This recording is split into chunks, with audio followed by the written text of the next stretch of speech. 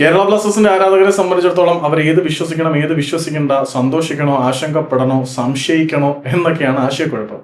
ബ്ലാസ്റ്റേഴ്സിന്റെ പഴയ ഓണേഴ്സ് ആയിട്ടുള്ള ചില ആളുകൾ വീണ്ടും കേരള ബ്ലാസ്റ്റേഴ്സിനെ മാഗ്നം കൺസോർഷ്യത്തിൽ നിന്നും തിരികെ വാങ്ങാൻ ശ്രമിക്കുന്നതായിട്ടുള്ള റിപ്പോർട്ടുകൾ വളരെ ശുഭസൂചനകളാണ് നൽകുന്നത്. ലുലു ഗ്രൂപ്പ് പൂർണ്ണമായിട്ടും പുൾ ഔട്ട് ചെയ്തതായിട്ടുള്ള റിപ്പോർട്ടുകളും വന്നിട്ടുണ്ട്.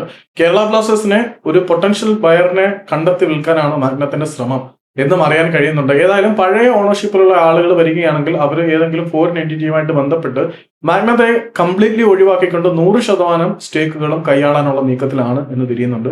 എന്നെ സംബന്ധിച്ചിടത്തോളം 100% ഓഹരികളും മാഗ്നം വിറ്റൊഴിവാകുന്നതായിരിക്കും കേരള ബ്ലാസ്റ്റേഴ്സിന് നല്ലതെന്നാണ് വിശ്വസിക്കുന്നത്. കാരണം എനിക്ക് മാഗ്നം വന്നതിന് ശേഷം അങ്ങോട്ട് പല കാര്യത്തിലും ഞാനൊന്നും പൊരുത്തപ്പെട്ടു പോകാനും ഞാനൊന്നും പറയാൻ ആളല്ല, അതോടെ വേറെ കാര്യം.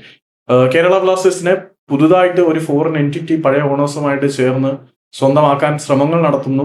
അത് നല്ല രീതിയിൽ പോകുന്നുണ്ട് എന്നുള്ള റിപ്പോർട്ടുകൾ വളരെ വ്യാപകമായിട്ട് പ്രചരിക്കുന്നുണ്ട്. ഇതിനിടയിൽ മാർക്കസ് മാർഗുലോ പറഞ്ഞിട്ടുണ്ട് കേരള ബ്ലാസ്റ്റേഴ്സിന്റെ ഇൻവെസ്റ്റേഴ്സിന്റെ കാര്യത്തിൽ ചില തർക്കങ്ങളല്ല, ചർച്ചകൾ നടക്കുന്നുണ്ട്.